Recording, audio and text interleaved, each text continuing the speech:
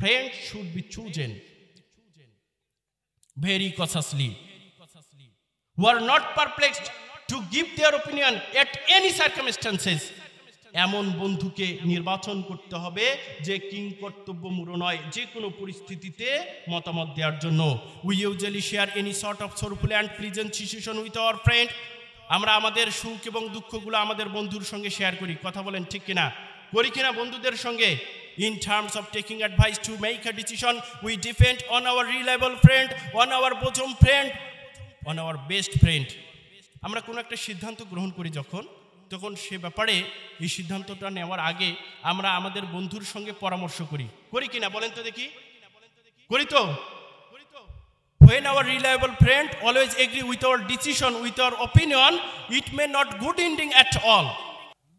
All praises to Allah, who has created us and given us opportunity to born in Muslim family and also given us opportunity to attend this gorgeous program. সবাই বলে আলহামদুলিল্লাহ। আলহামদুলিল্লাহ এত ছোট করে কেন? আলহামদুলিল্লাহ বলতে কি কারোর কোনো সমস্যা? একটু জোরে সরে আলহামদুলিল্লাহ। আকাশ বাতাস প্রকম্পিত করে আলহামদুলিল্লাহ। সম্মানিত উপস্থিতি, আপনারা যে আলহামদুলিল্লাহ বললেন, এটার ফজিলত সংক্ষেপে বলি।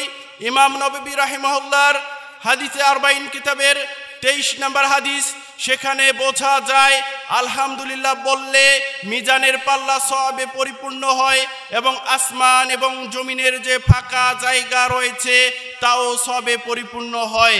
একবার কি জোরে আবার বলা যাবে আলহামদুলিল্লাহ? আমরা যতবার আলহামদুলিল্লাহ বলেছি ততবার কিন্তু এই মিজানের পাল্লাটা পরিপূর্ণ হয়ে গিয়েছে সওয়াবে, এবং সেই সাথে আসমান এবং জমিনের যে ফাঁকা জায়গা রয়েছে সেটাও সওয়াবে পরিপূর্ণ হয়েছে। আরো একবার জোরে সরে বলি আলহামদুলিল্লাহ। জনাবে মুহাম্মদ সাল্লাল্লাহু আলাইহি ওয়াসাল্লাম, peace and blessing upon to our prophet, heartiest beloved, who is not a general person, as a father, as a leader, as a commander, as a prophet, as a lawgiver, as a lawmaker, as a reformer of the society, who is a unique, unparalleled, incomparable.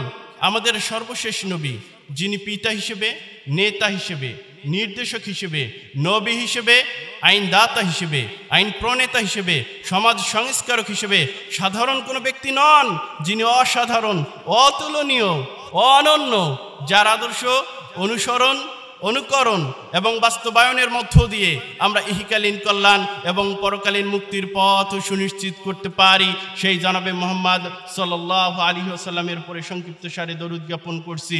আল্লাহুম্মা সাল্লি আলাইহি, আল্লাহুম্মা বারিক আলাইহি। কারা কারা বলেন নাই একটু হাত তোলেন তো?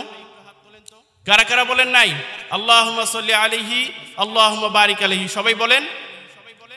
শোনেন, শোনাতে চাই না কিন্তু তারপরে বলতে হয়। কাব বিন উজরা রাদিয়াল্লাহু আনহু থেকে বর্ণিত সহিহ তারগিব ওয়াত তারহিবের 995 নম্বর হাদিস, তিনি বলেন আল্লাহ রাসূল সাল্লাল্লাহু আলাইহি সাল্লাম একদিন বললেন যে তোমরা মিম্বার উপস্থিত করো। আমরা মিম্বার উপস্থিত করলাম। মিম্বার চেনেন তো নাকি? মিম্বার কোনটা বলেন তো দেখি? আমাদের আজকের যে সভাপতি রয়েছেন উনি মসজিদে খুতবা দেন না? কোথায় দাঁড়িয়ে খুতবা দেন? মেম্বারে দাঁড়িয়ে। মেম্বার উপস্থিত করতে বললেন। কে বললেন বলেন তো? আল্লাহ রাসূল সাল্লাল্লাহু আলাইহি সাল্লাম। কাদেরকে বললেন বলেন তো? সাহাবীদেরকে। ওনারা মেম্বার উপস্থিত করলেন।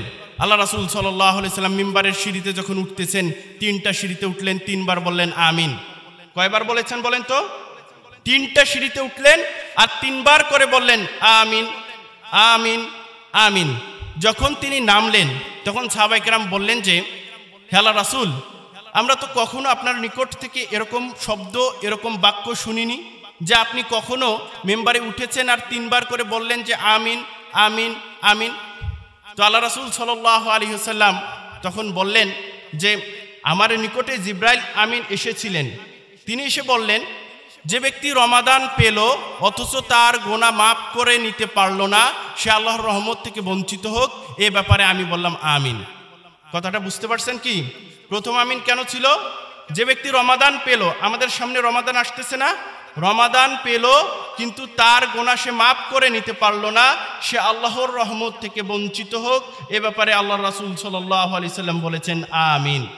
দ্বিতীয়বার যে কথাটা বললেন আমিন বলেছিলেন দ্বিতীয়বার, এটার কারণ হচ্ছে আল্লাহ রাসূল সাল্লাল্লাহু আলাইহি সাল্লামকে বললেন জিবরাইল আমিন যে হে আল্লাহ রাসূল, আপনার নাম উচ্চারিত হলো অথচ আপনার নামে দরুদ জ্ঞাপন করলো না, সে আল্লাহর রহমত থেকে বঞ্চিত হোক। সে ব্যাপারে আল্লাহ রাসূল সাল্লাল্লাহু আলাইহি সাল্লাম বললেন যে আমিন। আচ্ছা বলেন তো দেখি, আমাদের যে ভাই এতক্ষণ যিনি তৃতীয় বক্তা ছিলেন তিনি আলোচনা করলেন, অসংখ্য হাদিস এর ইবারত পড়ে সেগুলোর অনুবাদ করেছিলেন কি না, করেছেন না? সেক্ষেত্রে বলেছেন না ক্বালা রাসূলুল্লাহি সাল্লাল্লাহু আলাইহি ওয়াসাল্লাম, তিনি যতবার বলবেন ক্বালা রাসূলুল্লাহি সাল্লাল্লাহু আলাইহি ওয়াসাল্লাম, সকলেই শুনেছেন রসুলের নাম, সকলকেই বলতে হবে সাল্লাল্লাহু আলাইহি ওয়াসাল্লাম, তা না হলে ওই ব্যক্তি আল্লাহর রহমত থেকে বঞ্চিত হোক। এই ব্যাপারে সাক্ষ্য দিয়েছেন, আমিন বলেছেন আমাদের প্রিয় নবী হযরত মুহাম্মদ সাল্লাল্লাহু আলাইহি ওয়াসাল্লাম। তো আমি যে কথা বলেছিলাম, তাহলে নবীর উপরে দরুদ জ্ঞাপন করা যাবে? সকলে ছোট্ট করে বলি অন্ততপক্ষে সাল্লাল্লাহু আলাইহি ওয়াসাল্লাম। সম্মানিত উপস্থিতি, বক্তব্যের একটা বিষয় আমি নির্ধারণ করব ইনশাআল্লাহ তাআলা। তিনি অসংখ্য হাদিস ইবারত করে অনুবাদ করেছেন, সেগুলো সম্পর্কে হয়তো আমি কিছু কথা বলবো, যে আপনাদেরকে জিজ্ঞাসা করব। আলহামদুলিল্লাহ সব হাদিস প্রায় আমার রেফারেন্স সহ মুখস্থ, যদি বলি তখন বুঝতে পারবেন যে এই হাদিসগুলো রেফারেন্স সহ, একটা করে হাদিসের 2, 3, 4টা করে রেফারেন্স দিতে পারবো ইনশাআল্লাহ, যা তিনি উপস্থাপন করেছেন ইতিমধ্যে। সম্মানিত উপস্থিতি, আজকের 4 জানুয়ারি 2025 খ্রিস্টাব্দ তৃতীয় অধিবেশন তল্লাতলা যুব সমাজের উদ্যোগে বিরাট ওয়াজ মাহফিল। অত্র ওয়াজ মাহফিলে সভাপতিত্ব করছেন জনাব মোহাম্মদ সাদিকুল ইসলাম, সহকারী শিক্ষক, তল্লাতলা দাখিল মাদ্রাসা। আমি দোয়া করি আল্লাহ যেন শাইখের এলমে বারাকা দান করেন, সবাই বললেন আমিন। ইমান আমলে বারাকা দান করেন, ইসলামের উপরে অধিষ্ঠিত রাখেন এবং ইমানের সহিত যেন তার মৃত্যু হয়, সবাই বলে আমিন। আজকের প্রধান অতিথি হিসেবে উপস্থিত রয়েছেন, সহসভাপতি হিসেবে উপস্থিত রয়েছেন জনাব মোহাম্মদ কালাম মোল্লা, বিশিষ্ট ব্যবসায়ী, কলাকোপা, গাবতলী। মুআজ্জাজ মুকাররম মুহতারামকে মহান আল্লাহ তাআলা তার ইলমে বারাকা দান করুক, আল্লাহ তাআলা থেকে সহি সালামতে রাখুক, তার ব্যবসা প্রতিষ্ঠানে বারাকা দান করুক, সবাই বলে আল্লাহুম্মা আমিন। সম্মানিত উপস্থিতি, আজকে প্রধান বক্তা হিসেবে বক্তব্য রাখবেন শায়খ ওমর ফারুক বিন সাইফুল্লাহ, শিক্ষক, Jabale Noor International School and College, Gaibandha. ওনার সম্ভবত কয়েকটা আলোচনা আমার শোনার সৌভাগ্য হয়েছিল। অত্যন্ত চমৎকারভাবে হাদিসের ইবারত রেফারেন্স ভিত্তিক কথা বলে থাকেন, তাই আমি উদাত্ত আহ্বান জানাবো। আমার বক্তব্য হয়তো আপনারা অনেকেই শুনেছেন, কারণ আমি এই দিকের অনেক মসজিদে খুতবা দিয়েছি, তবে ওনার বক্তব্য হচ্ছে একদম ব্যতিক্রম ধর্মী, তাই আপনাদের উদাত্ত আহ্বান জানাবো, আমি যতক্ষণ কথা বলি আপনারা আসেন এই মাহফিলের প্যান্ডেলে, এবং যারা আসতে পারেননি তারা আমি মনে করি যে রওনা দেওয়া উচিত ওনার বক্তব্য শোনার জন্য। সম্মানিত উপস্থিতি, আমার পূর্বেই কথা বলেছেন তৃতীয় বক্তা হাফেজ আব্দুল মুমিন, এবং প্রধান অতিথি হিসেবে আমাদের উপস্থিত থাকার কথা ছিল জনাব মোহাম্মদ এমদাদুল হক, স্বত্বাধিকারী, প্রবাহ মেশিনারিজ, বগুড়া। এসেছেন মাশাআল্লাহ, উনি এসেছিলেন, ওনার জন্য আমরা দোয়া করি। যাক মাশাআল্লাহ, ওনার জন্য আমরা দোয়া করি, আল্লাহ তাআলা ওনার ব্যবসা প্রতিষ্ঠানে বারাকা দান করুক, সবাই বলি আল্লাহুম্মা আমিন। আচ্ছা, মানুষের জন্য দোয়া করতে সমস্যা নাকি? আমি কথা বলবো যতক্ষণ, মাঝে মাঝে কথার রেসপন্স করা যাবে কি?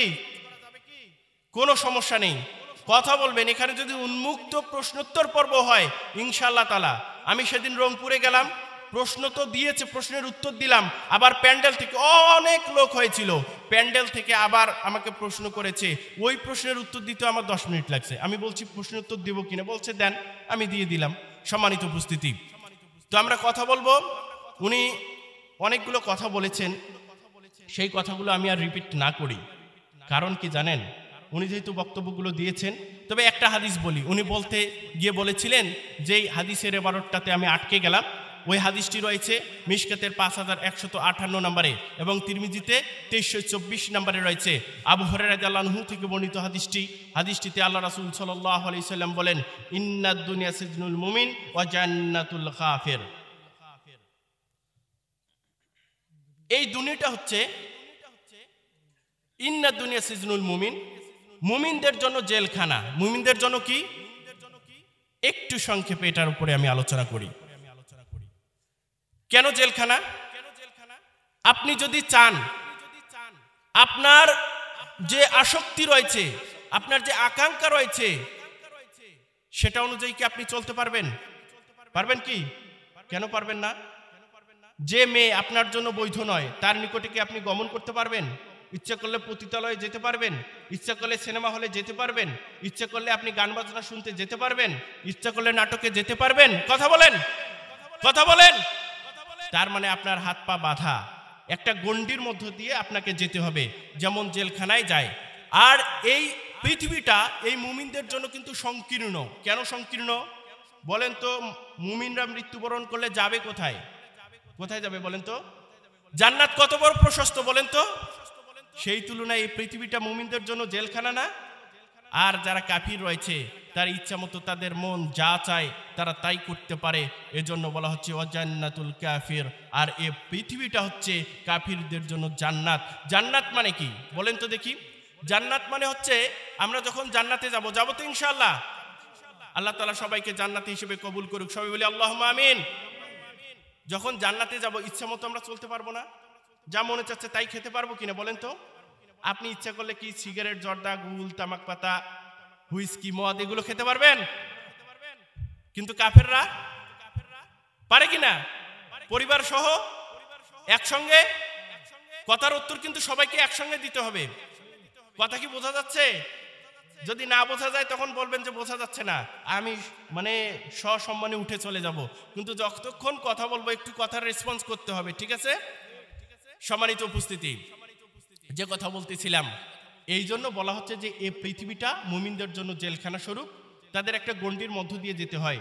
যেভাবে রুলস অ্যান্ড রেগুলেশন থাকে একজন কয়েদির জন্য জেলখানায়, একজন কয়েদি ইচ্ছা করলেই কি সে তার মতো চলতে পারে? জেলখানায় পারে না। এই জন্য এই পৃথিবীটাকে মুমিনদের জন্য জেলখানা হিসেবে সাব্যস্ত করা হচ্ছে। আর কাফিরদের জন্য কি? জান্নাত স্বরূপ। মানে মন যা চায় তারা এই পৃথিবীতেই তাই করতে পারবে, কিন্তু পরকালে তাদের জন্য কঠিন আযাব অপেক্ষা করছে। সম্মানিত উপস্থিতি, আমি আপনাদের সামনে আরবি খুতবার মাঝে একটি হাদিস উপস্থাপন করেছি, যে হাদিসটি তিরমিজিতে রয়েছে 2416 নম্বরে, সিলসিলাতুস সহিহায় রয়েছে 946 নম্বরে, সহিহুল জামিতে রয়েছে 7299 নম্বরে, সহিহ তারগিব ওয়াত তারহিবে রয়েছে 128 নম্বরে এবং মিশকাতে রয়েছে 5197 নম্বরে। আব্দুল্লাহ ইবনে মাসউদ রাদিয়াল্লাহু আনহু থেকে বর্ণিত, তিনি বলেন আল্লাহ রাসূল সাল্লাল্লাহু আলাইহি সাল্লাম বলেছেন, লা তাযুলু কদাম ইবনে আদম ইয়াউমাল কিয়ামাহ হাত্তা ইউসআলা আন খামসিন। কিয়ামতের মাঠে কোনো আদম সন্তান, কিয়ামতের মাঠে কোনো আদম সন্তান, the feet of a son of Adam, কোনো আদমের সন্তান পা শ্যাল নট মুভ, নড়াচড়া করতে পারবে না, from before of his Allah until he is asked about 5 things, 5টা প্রশ্নের উত্তর না দেওয়া পর্যন্ত। কয়টা প্রশ্ন বলেন তো? আচ্ছা বলেন দেখি, কিয়ামতের মাঠে মহান রবের সামনে আমাদেরকে সবাই কবরে যে 3টা প্রশ্ন করবে, এই প্রশ্ন নিয়ে অনেকেই আলোচনা করে, অনেক মাহফিলে আমি শুনতে পেয়েছি। কিন্তু কিয়ামতের মাঠে আমাদেরকে 5টি প্রশ্নের উত্তর দিয়ে যে নড়াচড়া করতে হবে, এই প্রশ্ন সম্পর্কে খুব কম আলোচনা হয়ে থাকে। সম্মানিত উপস্থিতি, যদি বলা হয় যে আপনার কালকে এইচএসসি পরীক্ষা রয়েছে, যে আপনার শিক্ষক বলল যে এই কোশ্চেনটা কালকে আসবে, ওই ছাত্র কি করবে বলেন তো? কি করবে? ওই প্রশ্নের উত্তর ভালো করে পড়বে না? তো কিয়ামতের মাঠে কোনো আদম সন্তান এক পা এগোতেও পারবে না, পিছাতেও পারবে না, নড়াচড়াই করতে পারবে না, যে 5টা প্রশ্নের উত্তর না দিয়ে। প্রশ্ন 5টা সম্পর্কে কি আমাদের জানা উচিত? জানলে কি করব বলেন তো? জানলে কি করব? সেই অনুযায়ী আমল করব কিনা? সম্মানিত উপস্থিতি, আচ্ছা বলেন তো, মহান রবের সাথে কি আমাদের সাক্ষাৎ হবে? সাক্ষাৎ হবে কি? কারো কোনো সমস্যা আছে? সাহাবায়ে কেরাম এ সম্পর্কে কিন্তু আল্লাহ রাসূল সাল্লাল্লাহু আলাইহি সাল্লামকে জিজ্ঞাসা করেছিলেন। সাল্লাল্লাহু আলাইহি সাল্লাম সবাইকে বলেছেন, বলেছেন কি সাল্লাল্লাহু আলাইহি ওয়াসাল্লাম। আবু হুরায়রা রাদিয়াল্লাহু আনহু থেকে বর্ণিত হাদিসটি, যে হাদিসটি বুখারীতে 7437 নম্বরে রয়েছে এবং উক্ত হাদিসটি মুসনাদে আহমদে 7914 নম্বরে রয়েছে। সৈয়দ তারগিব ওয়া তারহিবে হাদিসটি রয়েছে 3609 নম্বরে, এবং আবু ইয়ালাতে রয়েছে 6689 নম্বরে, এবং সহিহ ইবনে হিব্বানে রয়েছে 4642 নম্বরে, মিশকাতে রয়েছে 5555 নম্বরে। আবু হুরায়রা রাদিয়াল্লাহু আনহু থেকে বর্ণিত, তিনি বলেন, সাহাবায়ে কেরাম একদিন জিজ্ঞাসা করলেন, ইয়া রাসূলুল্লাহ, হাল নারা রাব্বানা ইয়াউমাল কিয়ামাহ, shall we see our Lord, our Allah on the day of resurrection, on the day of judgment? প্রশ্ন কি বলেন তো? সাহাবায়ে কেরাম আল্লাহ রাসূল সাল্লাল্লাহু আলাইহি সাল্লামকে বললেন যে, হে আল্লাহর রাসূল, কিয়ামতের মাঠে আমরা কি আমাদের প্রভুকে দেখতে পাবো? প্রশ্ন সহজ কিনা বলেন তো? আল্লাহ রাসূল সাল্লাল্লাহু আলাইহি সাল্লাম যদি এখানে বলতেন যে ইয়েস, যার আরবি শব্দ হচ্ছে নাম অথবা বালা। নাম মানে কি বলেন তো? এখানে তো উলামা ইকরাম আছেন। নাম মানে কি? হ্যাঁ। বালা শব্দের অর্থ হ্যাঁ, তবে বালা শব্দটি ব্যবহার করা হয় ইমফেসিস দেওয়ার জন্য। ইমফেসিস মানে কি? প্রায়োরিটি, প্রাধান্য দেওয়ার জন্য, জোর দেওয়ার জন্য বালা শব্দটি ব্যবহৃত হয়। আল্লাহ রাসূল সাল্লাল্লাহু আলাইহি সাল্লাম কি উত্তর দিচ্ছেন দেখেন। আল্লাহ রাসূল সাল্লাল্লাহু আলাইহি সাল্লাম বললেন যে, হাল তুদারুনা ফি রুয়াতি শামসি ফি যাহিরাতি লাইসাত ফি সাহাবাতিন, do you have any difficulty in seeing one midday there are no clouds? দ্বীপ প্রহরের সময় মেঘ মুক্ত আকাশে সূর্যকে দেখতে তোমাদের কোনো সমস্যা হয় নাকি? সমস্যা হয় কারোর? সমস্যা হয়? সবাইকে বলতে হবে, যদি দ্বীপ প্রহরের সময় 12টার দিকে মেঘ মুক্ত আকাশে সূর্য ওঠে, আমাদের কি দেখতে, সেই সূর্যকে দেখতে কোনো প্রকারের কষ্ট হয়, সমস্যা হয়? হয় না। সাহাবায়ে কেরাম উত্তর দিলেন যে, না, লা ইয়া রাসূলুল্লাহ, না, আমাদের কোনো সমস্যা হয় না। আল্লাহ রাসূল সাল্লাল্লাহু আলাইহি ওয়াসাল্লাম তারপরে আবার বললেন যে, ফাহাল তুদারুনা ফি রুয়াতিল কমারি লাইলাতাল বাদরি লাইসা ফি সাহাবাতিন, do you have any difficulty in seeing the moon of a moonlight night? পূর্ণিমার রাতে মেঘ মুক্ত আকাশে, দেয়ার আর নো ক্লাউডস, যখন আকাশে কোনো মেঘ থাকে না, এই পূর্ণিমার রাতে চাঁদকে দেখতে তোমাদের কোনো প্রকারের সমস্যা হয় নাকি? হয় সমস্যা? সমস্যা হয়। আল্লাহ রাসূল সাল্লাল্লাহু আলাইহি ওয়াসাল্লাম এতটুকুতেই শুধু ক্ষান্ত থাকলেন না, আবার বললেন, ফাওয়াল্লাযী নাফসি বিয়াদিহি লা তুদারুনা ফি রুয়াতি রাব্বিকুম ইল্লা কামা তুদারুনা ফি রুয়াতি আহাদিহিমা। আমি দেখেছি অনেক বক্তাকে কোরআনের একটা আয়াত পড়বে, সবাই আল্লাহু আকবার বলে চিৎকার দেয়। আমরা যখন আরবি বলি, যদি বলেন যে 1 ঘন্টা আপনি শুধু আরবিতেই লেকচার দেন, বলা লাগবে কোনো কিছু, অনুবাদ করা লাগবে কি? যত হাদিস মাথায় আছে শুধু কলা রাসূলুল্লাহ সাল্লাল্লাহু আলাইহি ওয়াসাল্লাম, ক্বালা আল্লাহু তাআলা ফি কালামিল মাজিদ বলবো, তার মানে এর থেকে উত্তম কথা আর আছে নাকি? কোনো কিছু আছে? কোনো? তা তো হইল। তো আমরা যে আরবি ইবারত বলি, কখনো কি বলি যে একটু চিৎকার দেন আল্লাহু আকবার? বলি না তো। আর আল্লাহ রাসূল সাল্লাল্লাহু আলাইহি ওয়াসাল্লাম যে কোরআনের আয়াত যে বলতেন, পাঠ করতেন, না করেন নাই? সাহাবায়ে কেরাম কি সামনে ছিলেন? আসিলেন তো নাকি? সাব্বিহ ইসমা রাব্বিকাল আলা, যদি এটা পাঠ করা হয় সালাতে, তাহলে সুবহানাল্লাহ। এই সুবহানাল্লাহ, এটা একটা হাদিস আসছে না? হাদিস আসছে তো নাকি? যদি কোরআনের আয়াত তেলাওয়াত করার পর আল্লাহ রাসূল সাল্লাল্লাহু আলাইহি ওয়াসাল্লামের থেকে সুন্দর করে কি বর্তমান বক্তারা কি তেলাওয়াত করতে পারে নাকি? মনে হয় নাকি? তা আল্লাহ রাসূল সাল্লাল্লাহু আলাইহি ওয়াসাল্লাম একটা কোরআনের আয়াত তেলাওয়াত করেছেন, এরপরে যদি সাহাবায়ে কেরাম আল্লাহু আকবার বলতেন, এটা হাদিসে আসতো? আসতো কি না? আসতো না? তাহলে এটা কি একটা নতুন সৃষ্টি করে ফেললো না লোকজন? সম্মানিত উপস্থিতি, খুব ভালো করে মনোযোগ সহকারে শুনবেন। আল্লাহ রাসূল সাল্লাল্লাহু আলাইহি ওয়াসাল্লাম তারপরে বললেন যে, ওই সত্তার কসম যার হাতে আমার প্রাণ রয়েছে, সেদিন তোমাদের প্রভুকে দেখতে, আজকে দ্বিপ্রহরের সময় মেঘমুক্ত আকাশে সূর্যকে দেখতে এবং পূর্ণিমার রাতে মেঘমুক্ত আকাশে চাঁদকে দেখতে যতটুকু কষ্ট হচ্ছে, সমস্যা হচ্ছে, ততটুকু সমস্যা হবে না। সুবহানাল্লাহ বলবেন না? কথা কি বুঝতে পারছেন? তার মানে প্রভুকে আমরা দেখতে পাবো। একজন ব্যক্তির সাথে মহান রবের সাক্ষাৎ হবে। মহান রব ওই ব্যক্তিকে বলবেন যে, আইফুল উকরিমকা ওয়া উসাউইতকা ওয়া উসাউইসকা ওয়া উসাক্কির লাকাল খাইলা ওয়াল ইবলা ওয়া আদারকা তারাস ওয়া তারবাউ। মহান রব ওই বান্দাকে বলবেন যে, হে অমুক, আমি কি তোমাকে সম্মান দান করিনি? আমি কি তোমাকে একটা সম্প্রদায়ের নেতা বানিয়ে দেইনি? আমি কি তোমার জন্য রমণী দান করিনি? আমি কি তোমার জন্য ঘোড়া এবং উটকে অনুগত করে দেইনি? কয়টা কথা বলেন তো দেখি, কয়টা কথা? এখানে মোট বোঝা যায় 4টা কথা মোটামুটি আছে। যে আমি কি তোমাকে সম্মান দান করিনি? আমি কি তোমাকে একটা সম্প্রদায়ের নেতা বানিয়ে দেইনি? আমি কি তোমাকে রমণী দান করিনি? এবং আমি কি তোমার জন্য ঘোড়া এবং উটকে অনুগত করে দেইনি? ঘোড়া এবং উট, তাই না? এবং আল্লাহ তাআলা ওই বান্দাকে জিজ্ঞাসা করবেন, আমি তোমাকে যে সম্প্রদায়ের নেতা বানিয়ে দিয়েছিলাম সেই সম্প্রদায় থেকে তুমি 1/4 ভোগ করবে, সেই ব্যবস্থা কি করে দিয়েছিলাম না? ওই ব্যক্তি বলবে, বালা ইয়া রব, অবশ্যই অবশ্যই আপনি আমাকে এগুলো দিয়েছিলেন। এখান থেকে একটা কথার আমি শুধু ব্যাখ্যা করব। কয়টা কথা বলেন তো? একটা কথা। ঘোড়া এবং উটের ব্যাখ্যা করা হয়েছে, বলা হয়েছে এখানে। কার কথা বলা হয়েছে? ঘোড়া এবং উট। যদি আমরা এখন কি চালাই বলেন তো?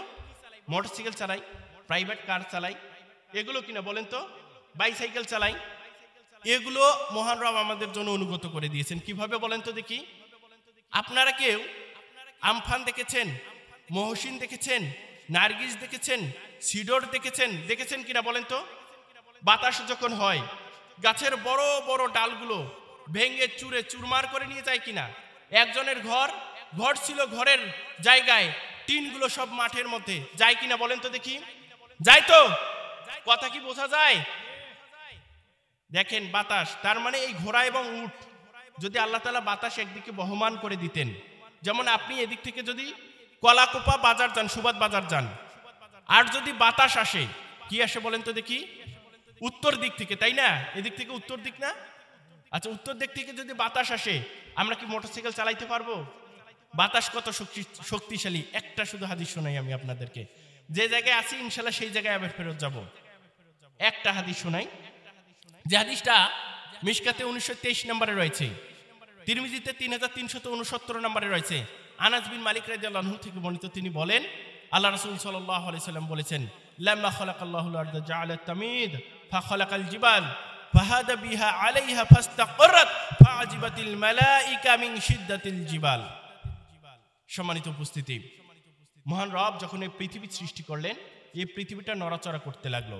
কেন নড়াচড়া করতে লাগলো বলেন তো দেখি?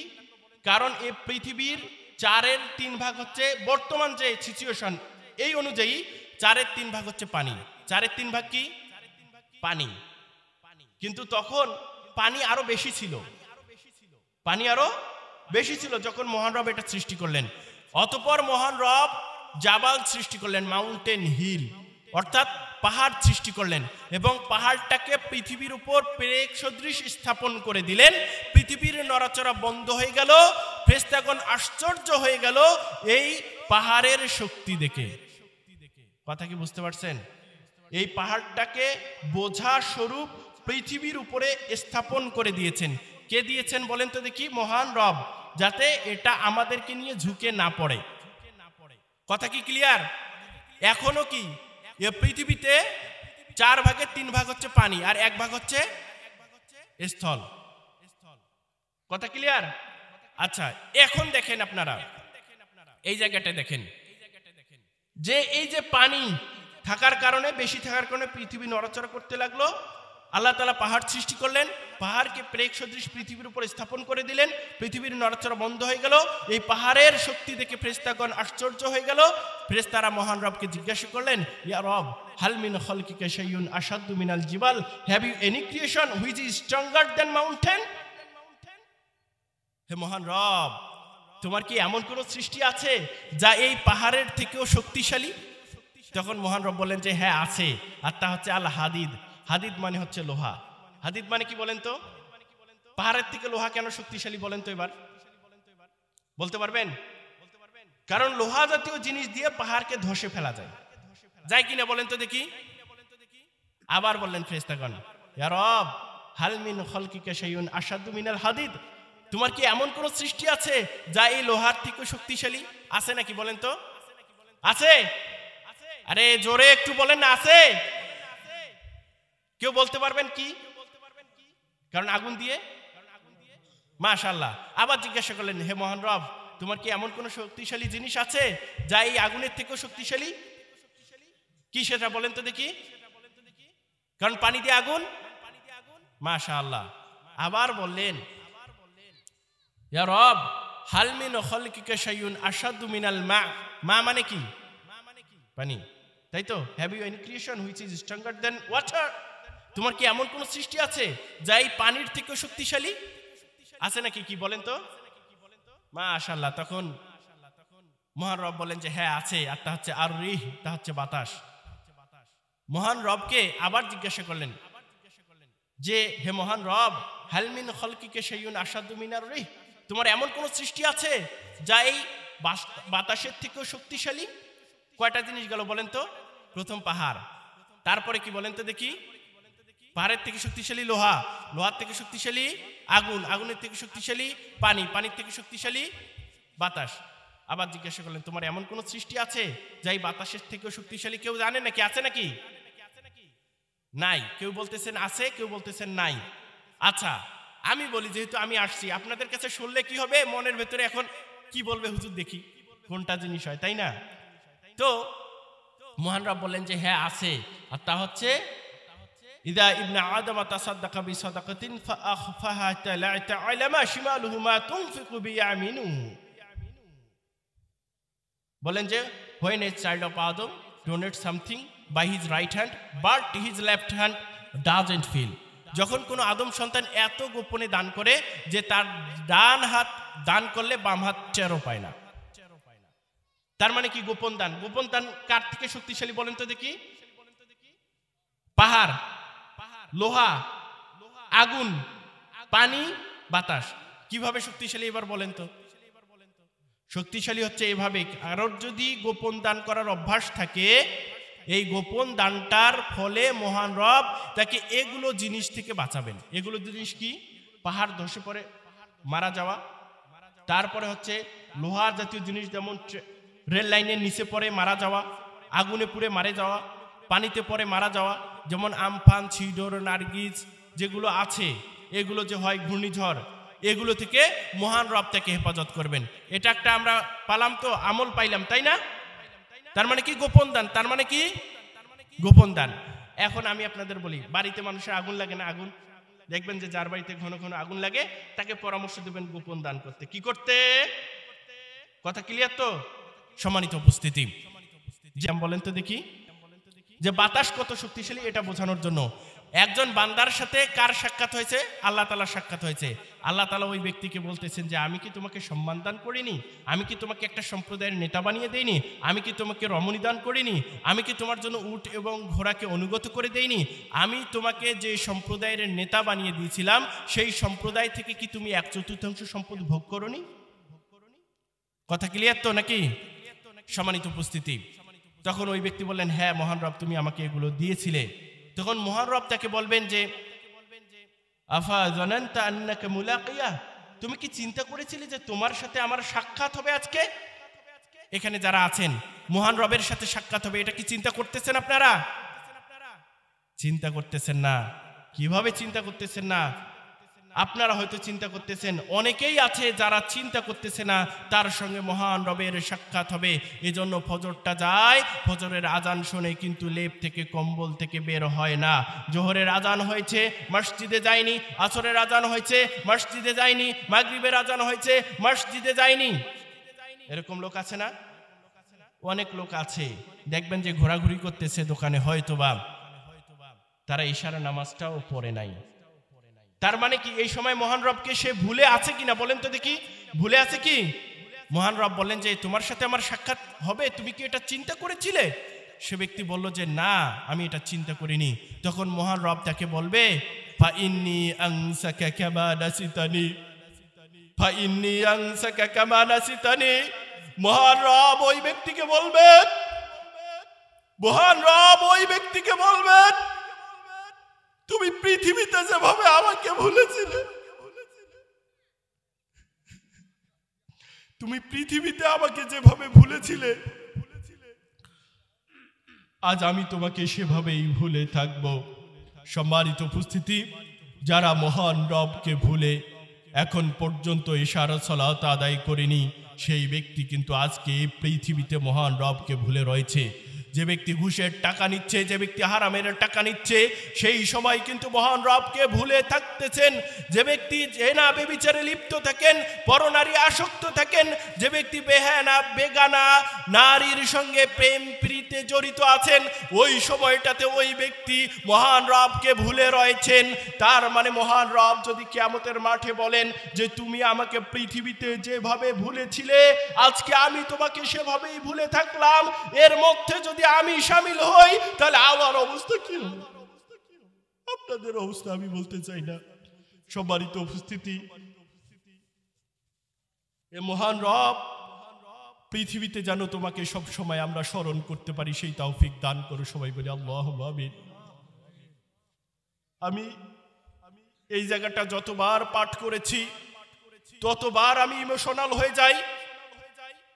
আমার কাছে মনে হয় আমি তো এই হাদিসটি জানি, কেউ তো নাও জানতে পারে। মহান রবের সাথে সাক্ষাৎ হবে, আর মহান রব বলবে যে তুমি পৃথিবীতে আমাকে যেভাবে ভুলেছিলে, আজকে আমি তোমাকে সেভাবেই ভুলে থাকবো। তাহলে ওই বান্দার, ওই ব্যক্তির কি হবে? এই ব্যক্তির মধ্যে যদি আমি শামিল হয়ে যাই তাহলে আমার কি হবে? তখন আল্লাহ তাআলার সাথে দ্বিতীয় ব্যক্তির সাক্ষাৎ হবে, অনুরূপ কথাগুলো বলবে। কি কি কথা ছিল বলেন তো ভাইয়েরা? কথা ছিল যে আমি কি তোমাকে সম্মান দান করিনি? আমি কি তোমাকে একটা গোত্রের নেতা বানিয়ে দেইনি? আমি কি তোমাকে রমণী দান করিনি? আমি কি তোমার জন্য উট এবং ঘোড়াকে অনুগত করে দেইনি? আমি তোমাকে যে সম্প্রদায়ের নেতা বানিয়ে দিয়েছিলাম সেই সম্প্রদায় থেকে 1/4 সম্পদ ভোগ করার ব্যবস্থা কি করে দেইনি? সম্মানিত উপস্থিতি, এটা করেছিলেন। ওই ব্যক্তিও বলবে, দ্বিতীয় ব্যক্তিও বলবে যে হ্যাঁ। তৃতীয় ব্যক্তিকে অনুরূপ কথাগুলো জিজ্ঞাসা করবেন। তৃতীয় ব্যক্তি বলবে যে আয় রব, আমানতু বিকা ওয়া বিকিতাবিক ওয়া বিরুসুলিক ওয়া সাল্লাইতু ওয়া সুমতু ওয়া তাসাদ্দাকতু ওয়া ইউসনি বিখাইরি মাস্তাতা। তৃতীয় ব্যক্তি বলবে, হে রব, আমি তোমার প্রতি ঈমান এনেছিলাম, তোমার আসমানি কিতাবের প্রতি ঈমান এনেছিলাম, আমি তোমার রাসূলগণের উপর ঈমান এনেছিলাম, আমি তোমাকে সন্তুষ্ট করার জন্য সালাত আদায় করেছি, এবং তোমাকে সন্তুষ্ট করার জন্য সিয়াম পালন করেছি, এবং তোমাকে সন্তুষ্ট করার জন্য দান সদকা করেছি। তার যে ভালো ভালো কাজগুলো রয়েছে, ওয়াইসুনি বিখাইরি মাস্তাতা, যত ভালো কাজ আছে সেগুলো সে উপস্থাপন করতে থাকবে। বলতে পারে না লোক? বলতে পারবে কিনা? এরকম অনেক লোক আছে যারা বলবে। তখন আল্লাহ তাআলা ওই বান্দাকে বলবে, হা হুনা ইদান আল আনা নাবাসু শাহিদানা আলাইক, তুমি এখানেই থেমে যাও, আমি তোমার জন্য সাক্ষী উপস্থিত করছি। ওই ব্যক্তি ভালো ভালো কথা বলছেন না, আল্লাহ তাআলা কি করবেন? তুমি থেমে যাও, আমি তোমার জন্য সাক্ষী উপস্থিত করছি। ওই ব্যক্তি তখন মনে মনে চিন্তা করবে, ওয়া তাফাক্কারু ফি নাফসিহি মান যাল্লাযী ইয়াশহাদু আলাইয়া, এখানে কেমন আছে আমার বিরুদ্ধে সাক্ষ্য দিবে। ফায়ুখতামু আলা ফি ফায়ুকালু লিআরকানিহি, তখন তার মুখমণ্ডলে সিলমোহর মেরে দেওয়া হবে, মুখমণ্ডল থেকে বন্ধ করে দেওয়া হবে, সেলাই করে দেওয়া হবে। তখন বলা হবে লিফাখিদিহি ওয়া লাহমিহি ওয়া ইযামিহি তিকি ফাতানতিকু ফাখিদুহু ওয়া লাহমুহু ওয়া ইযামুহু বিআমালিহি, তার যে উরু রয়েছে, তার মাংস রয়েছে এবং তার হাড়, তাদেরকে বলা হবে যে তোমাদের যে আমলগুলো ছিল পৃথিবীতে তোমরা সেগুলো বলে দাও। হাড়, মাংস এবং উরু পৃথিবীতে যা যা করেছিল সব কিছু বলে দিবে। আচ্ছা বলেন তো দেখি, আজকে আমরা খারাপ কাজ করি, হারাম পন্থায় উপার্জন করি, ঘুষ খাই, এটা কার জন্য করি বলেন তো দেখি? সর্বপ্রথম কার জন্য? সর্বপ্রথম নিজের জন্য, তারপরে পরিবারের জন্য, তাই কি না? পরিবার তো আমার দায়ভার নেবে না, আমার কোনো অঙ্গ আমার দায়ভার নেবে না। আমার কোনো অঙ্গ নেবে, দায়ভার নেবে? আমার কোনো অঙ্গ, আমার কোনো অঙ্গ আমার দায়ভার নেবে না। সম্মানিত উপস্থিতি, সবকিছু বলে দেবে। আল্লাহ তাআলা কেন তাকে জিজ্ঞাসা করবেন? ওয়াযালিকা লিউযিরা মিন নাফসি ওয়াযালিকাল মুনাফিকু ওয়াযালিকাল্লাযী ইয়াসখাতুল্লাহু আলাইহি। কারণ কি? ওই ব্যক্তির নিজের অঙ্গ থেকে আল্লাহ তাআলা সাক্ষী গ্রহণ করবেন। এজন্যই গ্রহণ করবেন যাতে সে কোনো ওজর বা আপত্তি পেশ করতে না পারে। মনে করেন যে আমার সাক্ষীর ব্যাপারে সাদিকুল ভাই খুবই ভালো মানুষ, আমি তো চিনি, তাই না? উনি আমার ব্যাপারে সাক্ষী দিছে, আমি বলতেছি যে না, ওনার সাক্ষীটা ঠিক হয় নাই, উনি ভুল বলছেন। কিন্তু আমার হাত যখন বলবে যে না, আমি ওই পরনারীকে আমি স্পর্শ করেছিলাম, আমার মুখ বন্ধ, হাত বলতেছে রব আমাকে দিয়ে কিন্তু অমুক ওই নারীকে স্পর্শ করেছিল, আমাকে দিয়ে কিন্তু অমুকের আলটা কেটেছিল, আমাকে দিয়ে কিন্তু অমুকের পুকুরের মাছ চুরি করেছিল। যখন উরুদ বলবে তখন কি করবে? যখন হার বলবে তখন কি করবে?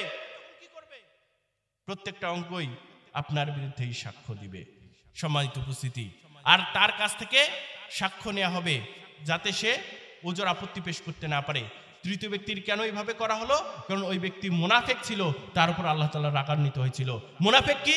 উনি আসলে ভালো ভালো কাজ পৃথিবীতে করে নাই, তারপরেও বলতেছিল এগুলো তোমাকে সন্তুষ্ট করার জন্য করেছি। সম্মানিত উপস্থিতি, আর একটা হাদিস এই সম্পর্কে আমি আলোচনা করি। আনাস বিন মালিক রাদিয়াল্লাহু আনহু থেকে বর্ণিত, মিশকাতের আগের হাদিসটি 5554 নম্বর হাদিস, যে হাদিসটি সহিহ ইবনে হিব্বানে রয়েছে 7358 নম্বরে, সহিহুল জামিতে রয়েছে 8134 নম্বরে, সহিহ তারগিব ওয়াত তারহিবে রয়েছে 3612 নম্বরে, আবু ইয়ালাতে রয়েছে 3977 নম্বরে, শুআবুল ঈমানে রয়েছে 265 নম্বরে। সম্মানিত উপস্থিতি, আনাস বিন মালিক রাদিয়াল্লাহু আনহু তিনি বলেন, কুন্না ইনদা রাসূলিল্লাহি সাল্লাল্লাহু আলাইহি ওয়াসাল্লাম, কুন্না, এখানে আলেমগণ আছেন।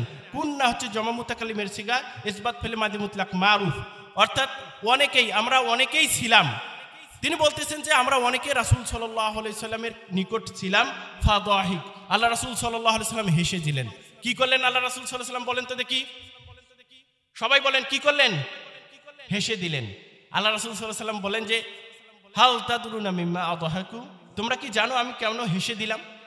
হাসার একটা ঘটনা আছে মনে হয়, তাই না? শুনবেন তো? শুনবেন? আচ্ছা, আল্লাহ রাসূল সাল্লাল্লাহু আলাইহি সাল্লাম যখন বলেন যে হাল তাদরুনা মিম্মা আদহাকু, তোমরা কি জানো আমি কেন হেসে দিলাম? তখন সাহাবায়ে কেরাম বললেন যে আল্লাহু ওয়া রাসূলুহু আ'লাম, আল্লাহ এবং তার রাসূলই এই ব্যাপারে অধিক জ্ঞাত, সবথেকে ভালো জানেন। আল্লাহ রাসূল সাল্লাল্লাহু আলাইহি সাল্লাম বললেন যে মিন মুখাতাবাতিল আবদি রাব্বাহু, একজন ব্যক্তির সাথে, একজন বান্দার সাথে মহান রবের সাক্ষাৎ হবে। এই ঘটনাটা আমার মনে পড়ে গেল, তাই আমি একটু হেসে দিলাম।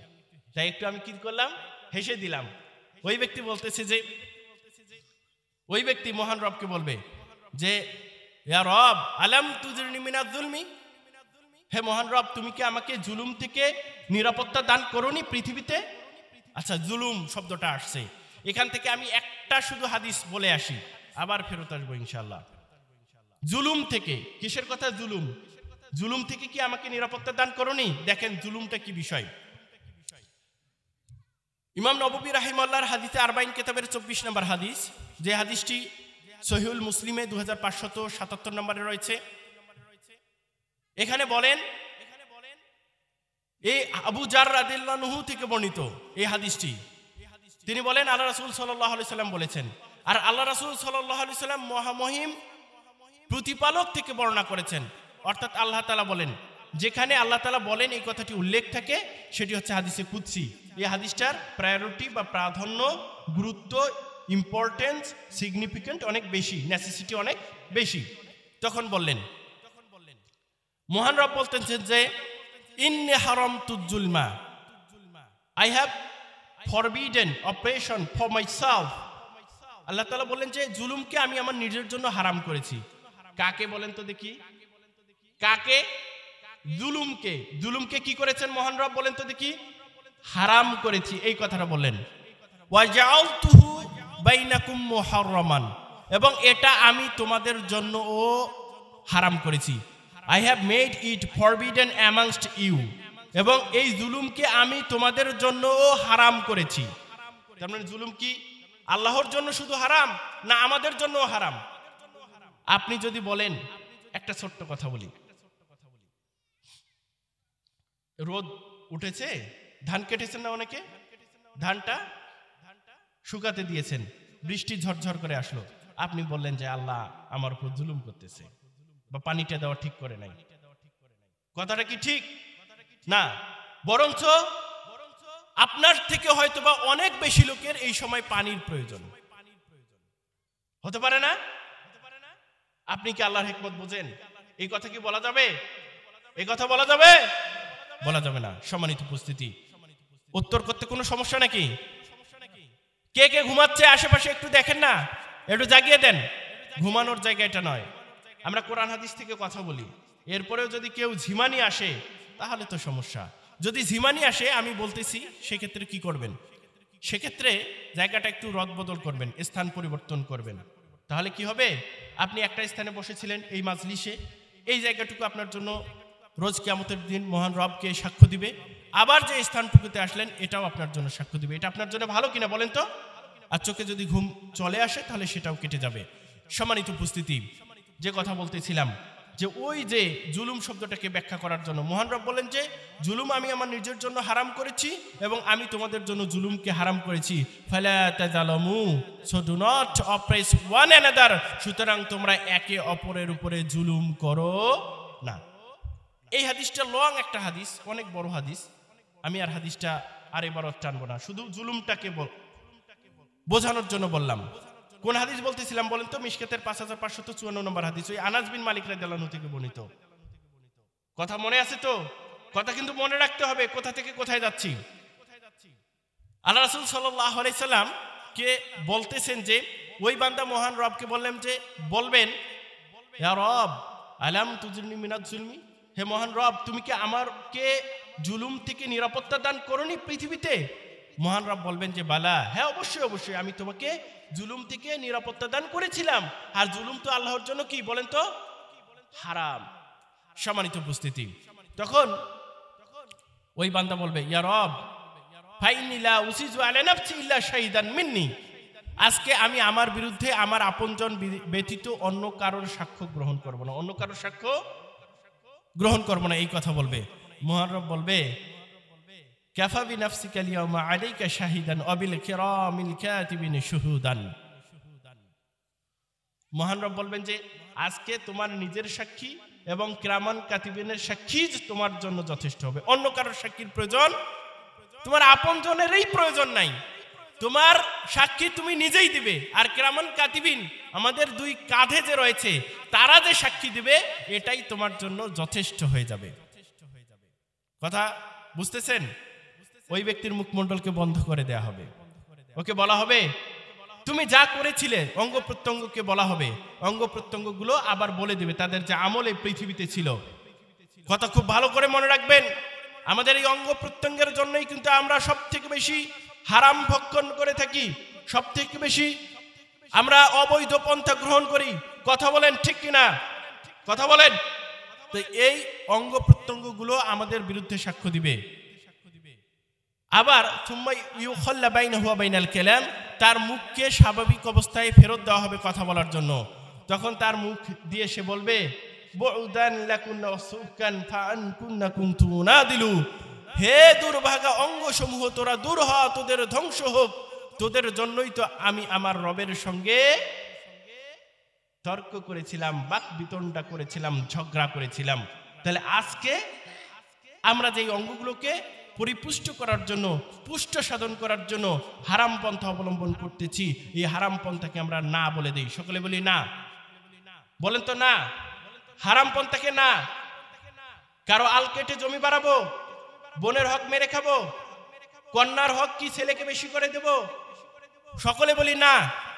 সকলে বলি না ইনশাআল্লাহ। কারণ আপনি যে আপনার সন্তানকে দিবেন, আপনার সন্তানকে আপনার দায়ভার নেবে কিয়ামতের মাঠে? ছেলে নেবে? আপনি আল কেটে কার জন্য বড় করেছেন? কার জন্য? আপনার নিজের জন্য মনে করতেছেন? আপনার নিজের জন্য ততদিন যতদিন আপনার হায়াত আছে। আজকে আল কেটে আপনি বাসায় ফিরেছেন, রাতে আপনি ঘুমিয়েছেন, সকালবেলা টের পাননি, পরের দিন থেকে ওই সম্পদ হচ্ছে ওয়ারিসের। কথা ঠিক না ভুল বলেন? কিন্তু পাপটা কে করেছে? এই পাপের দায়ভার কে নেবে? আপনার সন্তান নেবে? স্ত্রী নেবে? অতএব এগুলোকে আমরা না বলে দেই। এগুলোকে কি করি? না বলে দেই। সম্মানিত উপস্থিতি, আমরা চলে আসি ওই জায়গায়, আমরা আবার চলে যাব। কোন জায়গায় বলেন তো দেখি? আব্দুল্লাহ ইবনে মাসউদ রাদিয়াল্লাহু আনহু থেকে বর্ণিত 5টা প্রশ্ন। কয়টা প্রশ্ন ছিল? 5টা প্রশ্ন। এই মহান রবের সামনে আমরা যখন থাকবো কিয়ামতের মাঠে, 5টা প্রশ্নের উত্তর না দিয়ে কেউ এক পা নড়াচড়া করতে পারবে না, সামনেও যেতে পারবে না, পিছনেও যেতে পারবে না। মহান রবের সাথে আমাদের সাক্ষাৎ হবে কিনা সেই সম্পর্কে অগণিত অসংখ্য হাদিস রয়েছে, তন্মধ্য থেকে আমি গুটি কয়েক হাদিসের ইবারত করে অনুবাদ করে দিলাম। কথা বলেন ঠিক কিনা? তার মানে এটা থেকে আমাদের কি ক্লিয়ার যে মহান রবের সঙ্গে আমাদের সাক্ষাৎ হবে? সাক্ষাৎ হবে তো? সকলে বলি সাক্ষাৎ হবে? হবে। সম্মানিত উপস্থিতি, প্রথম যে প্রশ্নটা করা হবে, আন উমুরিহি ফিমা আফনা, তার জীবন, about his life, what he did with it, এটা কিভাবে সে অতিবাহিত করেছে, আমাদের জীবন আমরা কিভাবে অতিবাহিত করেছি। আপনাদেরকে তৃতীয় একটা বক্তা একটা হাদিস শুনিয়েছে না? একটা হাদিস শুনিয়েছে। কি হাদিস বলেন তো যারা উপস্থিত ছিলেন? এই যে আমাদের জীবনটা আখিরাতের তুলনায় কতটুকু, এটা বোঝাতে গিয়ে মুস্তাওরিদ ইবনে শাদ্দাদ রাদিয়াল্লাহু আনহু থেকে হাদিসটি বর্ণিত। মিশকাতের 5156 নম্বরে রয়েছে, তিরমিজিতে 2323 নম্বরে রয়েছে এবং ইবনে মাজাহে 4108 নম্বরে রয়েছে এই হাদিসটি। এই হাদিসটির মধ্যে মুস্তাওরিদ ইবনে শাদ্দাদ রাদিয়াল্লাহু আনহু তিনি বলেন যে আমি রাসূল সাল্লাল্লাহু আলাইহি সাল্লাম থেকে শ্রবণ করেছি, ওয়াল্লাহি মাদ দুনিয়া, ওয়াল্লাহি মাদ দুনিয়া ইল্লা মিসলু মাইজালু আহাদুকুম ইসবাআহু ফিল ইয়ামি ফালয়ানজুর বিমা ইয়ারজু। আখিরাতের তুলনায় আমাদের পার্থিব জীবনটা এতটুকু, তোমাদের কেউ যেন একটা আঙ্গুলকে সাগরের মধ্যে প্রবেশ করায়, প্রবেশ করার পর দেখে কতটুকু পানি উঠাতে পেরেছে, কতটুকু পানি উঠাতে পেরেছে। আচ্ছা, আপনি যদি মনে করেন যে সাগর, আটলান্টিক সাগরের মধ্যে আপনি আঙ্গুল ঢুকিয়েছেন, কয় ফোঁটা পানি উঠাতে পারবেন বলেন তো? কয় ফোঁটা? কয় ফোঁটা? 1 ফোঁটাও উঠবে না, কারণ আঙ্গুলের মধ্যে শুধু একটা পানির কি থাকবে? পানির একটা আবরণ থাকবে, বা পানি লেগেছিল এরকম বোঝা যাবে, 1 ফোঁটাও নয়। কেউ যদি বলে যে আটলান্টিক মহাসাগর থেকে তুই পানি তুললি, হাসবে না অন্য লোক শুনলে? তার মানে ওই আটলান্টিক মহাসাগরের সাথে আপনার এই আঙ্গুলে যতটুকু পানি এসেছে তুলনাই করা যাবে না। আখিরাতের জীবনের তুলনায় আমাদের পার্থিব জীবনটা হচ্ছে ঠিক ততটুকু। এরপরেও ছেলেরা কি করে জানেন? 31st নাইট উদযাপন করে। 31st নাইট গিয়েছে না, গান বাজনা নেশাদার দ্রব্যের মাধ্যমে তারা রাত্রিটি উদযাপন করেছে। সম্মানিত উপস্থিতি, আমি আপনাদেরকে বোঝাতে চাই, মনে করেন আপনার সন্তান একটা এসএসসি পরীক্ষা দিচ্ছে, 3 ঘন্টার একটা পরীক্ষা, 1 ঘন্টা যাচ্ছে সে পরীক্ষায় লিখতে ব্যস্ত, কিন্তু ওই রুম থেকে একটা ছেলে রয়েছে যে হাসি দিচ্ছে, যে উল্লাস প্রকাশ করতেছে। কি করতেছে বলেন তো দেখি? হাসি দিচ্ছে, উল্লাস করতেছে। বাকি সবাই মনে করেন যে লিখতেছে। যে ছেলেটা হাসি দিচ্ছে, উল্লাস করতেছে, ওই ছেলেটা বোকা না ওই ছেলেটা চালাক? আপনারা বলেন তো দেখি, কেন বোকা? পরীক্ষার যে জায়গাটা রয়েছে, এই 3 ঘন্টা তাকে কাজে লাগাতে হবে। কাজে লাগাতে হবে কিনা বলেন তো দেখি?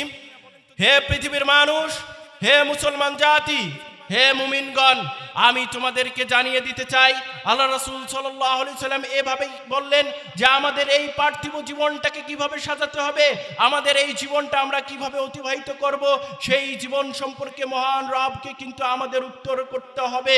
অতএব তোমার 1 বছর চলে গিয়েছে, তুমি 31st নাইট উল্লাস করতেছো, এই উল্লাস তোমাকে পরিত্যাগ করতে হবে।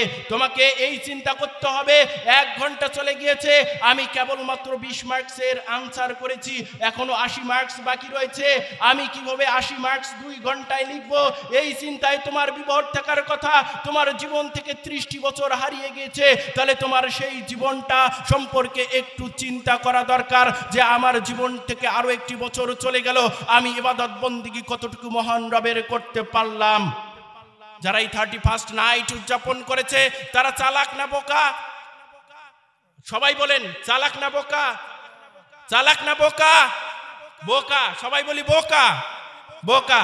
আপনার সন্তান যদি 31st নাইট উদযাপন করতে চায়, আপনি কি দিবেন? এবার দিয়েছেন, পরবর্তী বছর থেকে দেবেন? সবাই নিয়ত করি, সবাই নিয়ত করি। সম্মানিত উপস্থিতি, যে কথা বলতেছিলাম, এই জীবন সম্পর্কে আমাদেরকে প্রশ্ন করা হবে। অতএব এই জীবনটাকে আমাদের কাজে লাগাতে হবে। যেহেতু জীবনটাকে কিভাবে কাজে লাগাতে হবে এই সম্পর্কিত অনেক হাদিস আপনাদের সামনে উপস্থাপন করেছেন। এই জীবনটা সম্পর্কে আর আমি বলতে চাই না। তার মানে এই জীবনটাকে আমাদের লিড করতে হবে। We have to bound to lead our life according to eye of Islam। শুধু এতটুকু বলতে চাই যে আমরা বাধ্য আমাদের এই জীবনটাকে ইসলাম অনুযায়ী, ইসলামের অনুশাসন অনুযায়ী পরিচালনা করার জন্য। কথা বলেন ঠিক কিনা? করব তো? ইসলাম কোথায় আছে? ইসলাম শুধু ওয়াজ শোনার মধ্যে না ইশারার সালাত পড়ার মধ্যে? বলেন তো দেখি। আপনি ওয়াজ শুনতে না আসেন, আমি আপনাকে কোনোদিনও বাধা করব না, আমি কোনোদিনও বলবো না যে আপনার ওয়াজ শুনতে হবে, কিন্তু আমি আপনাদেরকে বলবো ইশারাত সালাতটা আপনাকে অবশ্যই অবশ্যই আদায় করতে হবে। সারা রাত আপনি ওয়াজ শুনলেন, ফজরের সালাত যদি আপনি কাজা করেন, এই ওয়াজের কোনো মানে হয় না? মানে হয় নাকি বলেন তো? মানে হয়। যে মহিলা আজকে ওয়াজ শুনতে এসেছে সে যদি বেপর্দায় আসে, এই ওয়াজ শোনার কোনো মানে হয় নাকি? তার মানে ইসলাম অনুযায়ী আমাদের জীবনটাকে লিড করতে হবে। সম্মানিত উপস্থিতি, যেহেতু এই যুবকদের প্রোগ্রাম এটি, ওয়া আন শাবাবিহি ফিমা আবলাহু, এবং তার যৌবনকাল, about his youth what he wore it out in, তার যৌবনটাকে কিভাবে সে বিনাশ করেছে। যৌবনকাল সম্পর্কে কেন প্রশ্ন করা হবে স্পেশালি বলেন তো? কারণ গোটা জীবনটা আপনি যেন তেন করে রচনামূলক প্রশ্ন উত্তর দিয়ে পার করলেন। এবার শর্টকাট প্রশ্ন, এবার হচ্ছে যৌবনকাল সম্পর্কে। কেন? এটা হচ্ছে মানুষের একটা পিক টাইম। বলেন তো কি টাইম? Peak time. তার মানে এই সময়টাতে মানুষ ভালো কাজও করে, মন্দ কাজও করে। বলেন তো দেখি, 75 বছর বয়স একজন মুরব্বী লোক রয়েছে, তাকে যদি বলেন যে সিনেমা হলে যেতে হবে, উনি কি যেতে চাইবেন? 25 বছরের এক যুবককে, 60 বছরের বৃদ্ধকে যদি বলা হয় আপনি প্রেম করবেন, করবে নাকি? কিন্তু 25 বছরের যুবককে করবে। আচ্ছা, আপনি মনে করেন আপনার বয়স 75 বছর, আপনি সালাতে দাঁড়িয়ে কতক্ষণ থাকতে পারবেন? কষ্ট হবে না? মনে করেন আপনি আধা ঘন্টা দাঁড়িয়ে থাকতে পারেন। একটা যুবক ইচ্ছে করলে 3 ঘন্টাও, তার মানে ভালো কাজও করতে পারবে, মন্দ কাজও। এই জন্য যৌবনটা হচ্ছে পিক টাইম। এই টাইমটাকে আমাদের কাজে লাগাতে হবে ভালোভাবে। সম্মানিত উপস্থিতি, আমি এখান থেকে কয়েকটা জিনিস শুধুমাত্র বলতে চাই। আমর ইবনে মাইমুন আউদি রাদিয়াল্লাহু আনহু থেকে বর্ণিত, যে হাদিসটি সহিহুল জামিতে 1077 নম্বরে রয়েছে, মিশকাতে 5174 নম্বরে রয়েছে। তিনি বলেন, লিরাজুলিন ওহুয়া ইয়াইজুহু, আল্লাহ রাসূল সাল্লাল্লাহু আলাইহি সাল্লাম একজনকে উপদেশ স্বরূপ বললেন। কাকে বললেন বলেন তো দেখি? একজন লোককে উপদেশ স্বরূপ বললেন, ইগতানিমু খামসান ক্বাবলা খামসিন, তুমি 5টা জিনিস আসার পূর্বেই 5টা জিনিসকে বেশি কাজে লাগাও। কয়টা জিনিস আসার পূর্বে বলেন তো দেখি? সকলকেই বলতে হবে কয়টা জিনিস? 5টা জিনিস আসার পূর্বে কয়টা জিনিসকে কাজে লাগাতে হবে? 5টা জিনিসকে কাজে লাগাতে হবে। এই 5টা জিনিস অনুযায়ী যদি আমরা জীবনকে পরিচালিত করতে পারি, আশা করা যায় আমরা কামিয়াব হব এবং পরকালে জান্নাত পাবো ইনশাআল্লাহ। প্রথম যে উপদেশটি দিলেন আল্লাহ রাসূল সাল্লাল্লাহু আলাইহি সাল্লাম, শাবাবাক ক্বাবলা হারামিক, তোমার যৌবনকালকে তুমি কাজে লাগাও বৃদ্ধাবস্থা আসার পূর্বেই।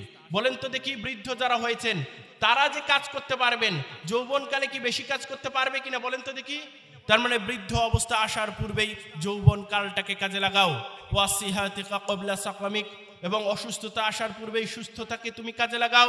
ওয়াগিনাকা ক্বাবলা ফাকরিক, তোমার দারিদ্রতা আসার পূর্বেই তোমার সচ্ছল অবস্থাকে তুমি কাজে লাগাও। কয়টা কথা বলেছি বলেন তো দেখি? এখন পর্যন্ত 3টা বলেছি। তোমার যৌবনকালকে তুমি কাজে লাগাও বৃদ্ধাবস্থা আসার পূর্বেই, তুমি সুস্থতাকে কাজে লাগাও অসুস্থতা আসার পূর্বেই, তুমি তোমার সচ্ছল অবস্থাকে কাজে লাগাও দারিদ্রতা আসার পূর্বে। ওয়াফারাগাকা ক্বাবলা শুগলিক, এবং তুমি তোমার অবসর সময়কে কাজে লাগাও ব্যস্ততা আসার পূর্বেই। কার পূর্বে বলেন তো দেখি? অবসর সময়কে কাজে লাগাও ব্যস্ততা আসার পূর্বে। যে আপনার কাছ থেকে ধান গাড়া বোঝেন তো? ধান গাড়া না বোঝেন না? মানে ধান লাগাইতে হবে, ধান রোপণ করতে হবে। আপনি বুঝতেইছেন যে কালকে থেকে আপনার সিজন ধান মানে গাড়ার অথবা আলু লাগানোর। মাঝে কয়েকদিন আপনি কি ছিলেন? ফ্রি ছিলেন। এই ফ্রি সময়টা কি করতে হবে বলেন তো দেখি? কি করতে হবে? বেশি বেশি ইবাদত বন্দেগী করতে হবে। ঠিক আছে? ওয়াফারাগাকা ক্বাবলা শুগলিক, ব্যস্ততা আসার পূর্বেই তোমার অবসর সময়কে কাজে লাগাও। ওয়া হায়াতাকা ক্বাবলা মাউতিক, আর তোমার মৃত্যু আসার পূর্বেই তোমার জীবনকে, যদি মৃত্যু আসে, যদি আমরা মরে যাই আর আমল না নিয়ে যেতে পারি, তাহলে আমরা আফসোস করব, আফসোস ছাড়া আমাদের আর কিছুই থাকবে না। তার মানে এই যৌবনকালকে কাজে লাগাতে হবে। এখান থেকে আপনারা কি বুঝতে পেরেছেন? যৌবনকালের যে উন্মাদনা রয়েছে, এই যৌবনকাল সম্পর্কে আমি কয়েকটা কথা শুধু আপনাদেরকে বলতে চাই। সম্মানিত উপস্থিতি, আর একটা হাদিস বলি, যেটা মিশকাতের 701 নম্বরে রয়েছে, এবং এই হাদিসটি বুখারীতে 660 নম্বরে রয়েছে। আবু হুরায়রা রাদিয়াল্লাহু আনহু থেকে বর্ণিত, তিনি বলেন, আল্লাহ রাসূল সাল্লাল্লাহু আলাইহি সাল্লাম বলেছেন, সাবআতুন ইউযিল্লুহুমুল্লাহু ফি যিল্লিহি ইয়াওমা লা যিল্লা ইল্লা যিল্লুহু। কিয়ামতের মাঠে আল্লাহর আরশের ছায়ার নিচে 7 শ্রেণীর লোক স্থান পাবে। কয় শ্রেণীর লোক বলেন তো? আবার একটু বলেন, কয় শ্রেণীর লোক? আচ্ছা, এটা কেন ইম্পর্টেন্ট আমি আপনাদেরকে একটু বলি। এ পৃথিবীর ভূপৃষ্ঠ থেকে সূর্যের দূরত্ব কত জানেন? সূর্যের দূরত্ব কত? সূর্যের দূরত্ব হচ্ছে 14,95,97,750 কিলোমিটার। কম বেশি আছে, 14 কোটিও কেউ বলছেন, 13.5 কোটি বলছেন, 13 কোটির নিচে নামে নাই। 13 কোটি কি বলেন তো কিলোমিটার। আমি যেটা বললাম সেটা কি বলছি, যে 14,95,97,750 কিলোমিটার দূরে রয়েছে এই সূর্য, কিন্তু কিয়ামতের মাঠে এই সূর্য মাথা থেকে 1 মাইল উপরে থাকবে। কয় মাইল? এবং হাদিসে ব্যাখ্যায় এসেছে, মিলুন শব্দটি এসেছে, যার অর্থ হচ্ছে সুরমা ব্যবহার করার কাঠি। সুরমা যদি লাগাই আমরা, এই কাঠিটা কয় ইঞ্চি হতে পারে বলেন তো? 1 ফুট ব্যবহার করে কি? 1 ফুট কত? 4 ইঞ্চি? 4 ইঞ্চি? 1.5 ইঞ্চি? আচ্ছা, মনে করেন যে 2 ইঞ্চি ধরলাম। 2 ইঞ্চি যদি উপরে থাকে বা 1 মাইল উপরে থাকে, আজকে 14,95,97,750 কিলোমিটার দূরে থাকা সূর্য যে কিরণ দিচ্ছে, সেই কিরণ আমরা সহ্য করতে পারি না। খালি গায়ে যখন গরমের দিন আছে, গ্রীষ্মকাল আসে, সহ্য করতে পারি বলেন তো? এর মাঝখানে আবার কি আছে? ওজোন স্তর আছে। ওজোন স্তর আছে না?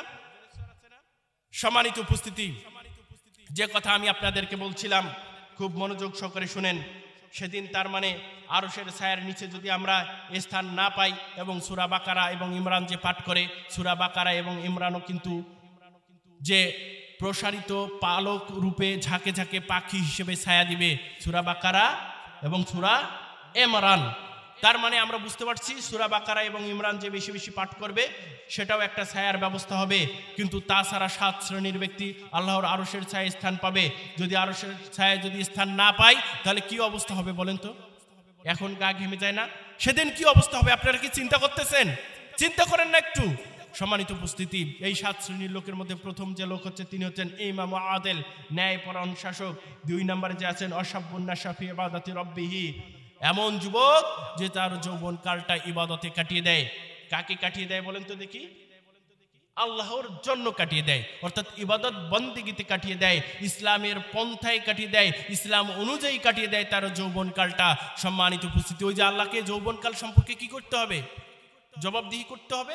আর এই যুবক যে তার যৌবন কালটা আল্লাহর ইবাদতে কাটিয়েছে, সে আল্লাহর আরশের ছায়ায় স্থান পাবে। কথা বলেন ঠিক কিনা? আবার বলা হচ্ছে, ওয়ারাজুলুন কলবুহু মুআল্লাকু ফিল মাসাজিদ ইযা খারাজা মিনহু হাত্তা ইয়াউদা ইলাইহি, এবং এমন লোক যার মনটা মসজিদের দিকে ঝুঁকে থাকে, মসজিদ থেকে বের হলে মনে হয় যে জোহর পড়লাম, আসরের সময় কখন হবে, জোহর পড়লাম, আসরের সময় কখন হবে। এরকম ব্যক্তিও আরশের ছায়ার নিচে স্থান পাবে।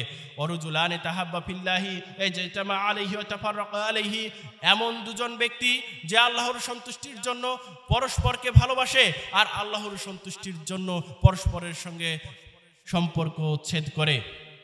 সম্মানিত উপস্থিতি, একজন বন্ধু মেয়ের সাথে সম্পর্ক করে, বিড়ি খায়, সিগারেট খায়, গাঁজা খায়, মদ খায়, সিনেমা দেখে, নাটক দেখে, তাহলে ওই বন্ধুকে কি ছাড়া লাগবে কিনা বলেন তো দেখি? কার সন্তুষ্টির জন্য ছাড়তে হবে বলেন তো দেখি? আর আপনি ইসলামকে ভালোবাসেন, মসজিদমুখী, আপনাকে যদি ভালোবাসে আল্লাহর সন্তুষ্টির জন্য, তাহলে এই ব্যক্তিও কোথায় স্থান পাবে বলেন তো দেখি? আল্লাহর আরশের ছায়ায় স্থান পাবে।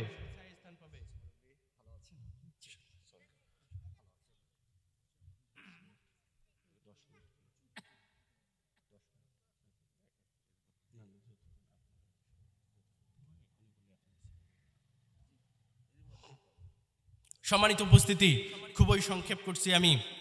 তার মানে এমন দুই ব্যক্তি যারা আল্লাহর সন্তুষ্টির জন্য পরস্পরকে ভালোবাসে আর আল্লাহর সন্তুষ্টির জন্য পরস্পরের সঙ্গে সম্পর্ক ছেদ করে। অরজুলুন যাকারাল্লাহু কলবুহু ফাফাদাত আইনাহু, আর এমন ব্যক্তি যে নির্জনে আল্লাহর কথা স্মরণ করে, আল্লাহকে স্মরণ করে চোখ থেকে অশ্রু ঝরায়, এই ব্যক্তি আল্লাহর আরশের ছায়ায় স্থান পাবে। অরজুলুন দাআতহু ইমরাআতুন যাতু হাসাবি ওয়া জামালি ফাকালা ইন্নী আখাফুল্লাহ, আর এমন ব্যক্তি যাকে কোনো সুন্দরী সম্ভ্রান্ত পরিবারের কোন রমণী জেনা বেবিচারের দিকে, খারাপ কাজের দিকে ডাকে আর সে বলে ইন্নী আখাফুল্লাহ, আমি আল্লাহকে ভয় করি।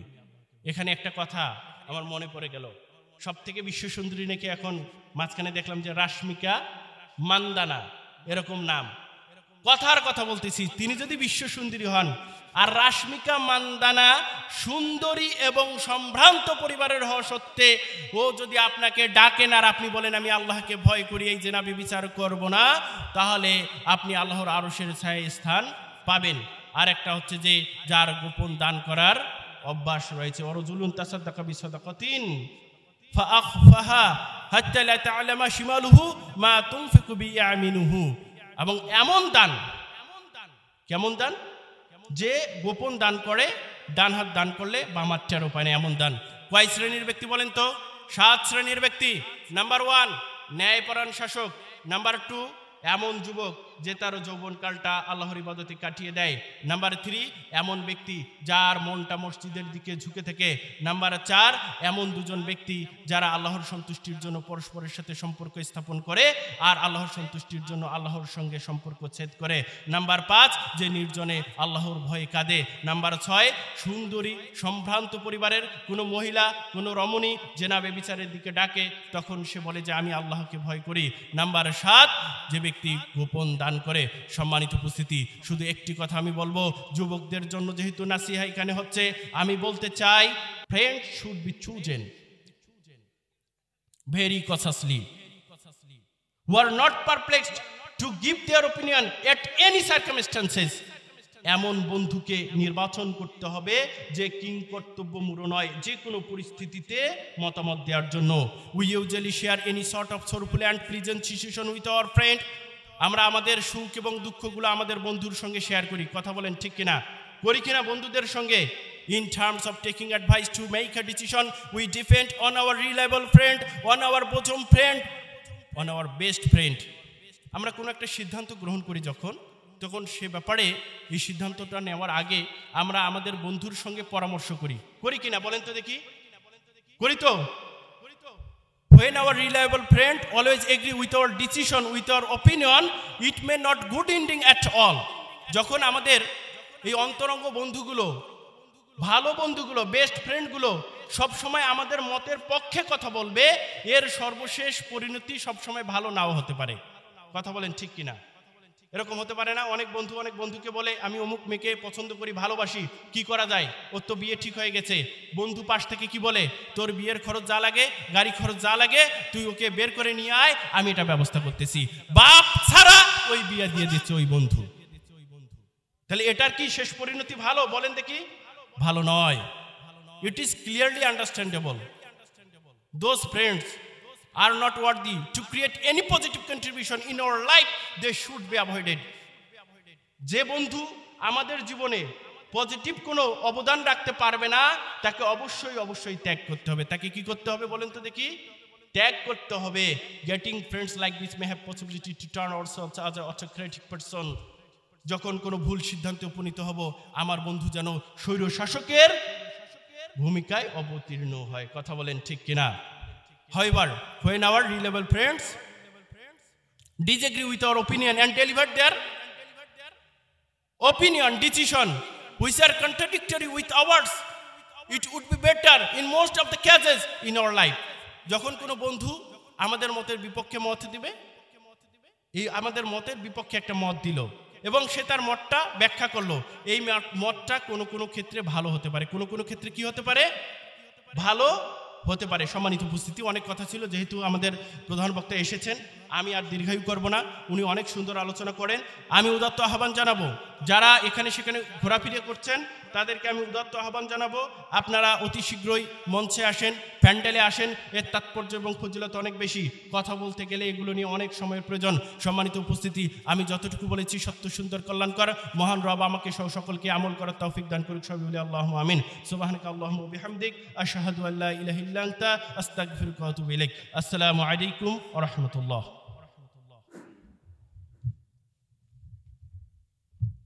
আলহামদুলিল্লাহ।